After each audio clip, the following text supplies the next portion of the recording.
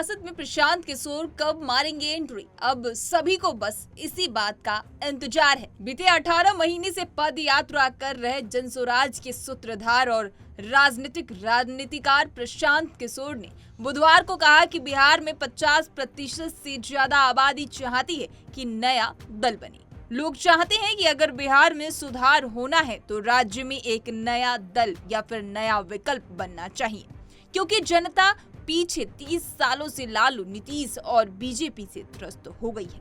जनता देख रही है कि उनके जीवन में सुधार नहीं हो रहा है, लेकिन लोगों को रास्ता नहीं दिख रहा है।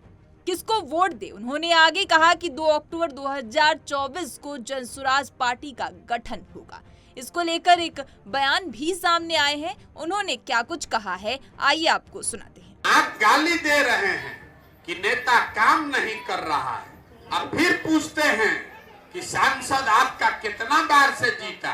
तो भैया 2 बार 3 बार, पहले बाबूजी जीते, अब लड़कों जीत रहा है। अरे भाई, तो जब सांसद कामे नहीं कर रहा है तो उसको वोट देकर आप जिता काहे रहे?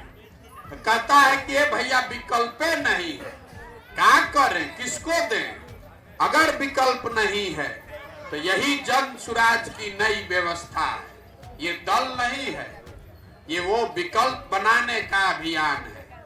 आपके पास पैसा नहीं है तो कोई बात नहीं, आपके पास संसाधन व्यवस्था नहीं है तो कोई बात नहीं है, लेकिन अगर आपके अंदर ये जज्बा है, सोच है कि ना भैया बिहार में नया विकल्प बनना चाहिए, यहाँ बिहार में अपने बच्चों के लिए व्यवस्था सुधारना है, तो पैसे का चिंता, संसाधन व्यवस्था, चुनाव का चिंता अपने भाई, अपने बेटे प्रशांत किशोर पर छोड़िए और नया विकल्प बनाने के लिए खड़ा होइए। आप खड़ा भी नहीं होइएगा तो आपके बच्चे का कल्याण कैसे होगा? प्रशांत किशोर ने कहा कि सामान्य आदमी अकेले तो पार्टी नहीं बना सकती है। ऐसे में जनस्वराज वो अभियान है कि लोगों की ताकत को एकजुट किया जाए और सब लोग मिलकर वो विकल्प बनाएगा जो हर आदमी खोज रहा है। जो हमने अपने जीवन में जो 10 साल तक काम किया है, पहले पार्टी और नेताओं को सलाह देते थे कि कैसे वो अपनी पार्टी को संगठित कर सके, कैसे वो चुनाव लड़कर जीत सके। जो काम हम पहले दल और नेता के लिए करते थे, वही काम अब बिहार के लोगों के लिए करना है। कैसे आप लोग एक साथ आइएगा और नया दल बनाइएगा।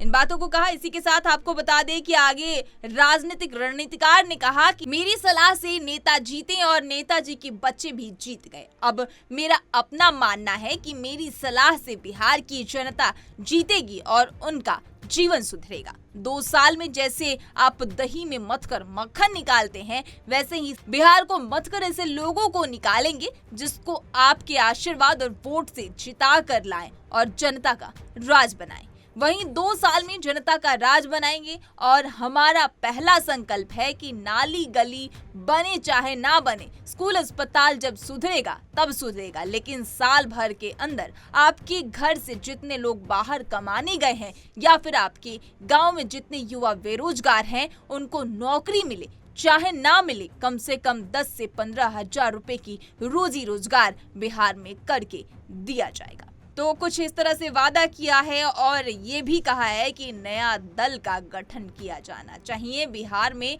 नई राजनीति की जरूरत है। इस तरह की तमाम खबरों से रूबरू होने के लिए पंजाबकेसरी.com को लाइक, शेयर, सब्सक्राइब करना न भूलें। धन्यवाद।